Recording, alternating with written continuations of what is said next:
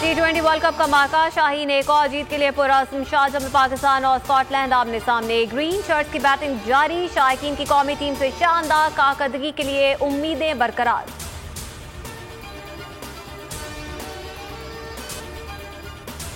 तमाम इशारे मुस्बत सम्त में है। महंगाई के हवाले से गलत तासुर दिया जा रहा है। तर्जुमान मुशीर खजाना मुजम्मिल असलम कहते हैं मुल्क में मईशत की तरक्की में तेजी से इजाफा हो रहा है। शहबाज गिल बोले सिंध हुकूमत ने शुगर मिलें बंद करवाई, ये मुल्क दुश्मनी है। दुनिया में महंगाई की लहर चल रही है, गरीब मुतासिर हो रहा है।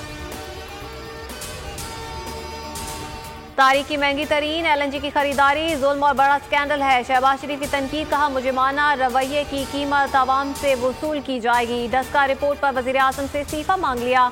बोले इमरान न्याजी बताएं वोट चोरी साबित हो चुकी है, अब किस चीज का इंतजार है, खुद को कानून के नीचे लाएं।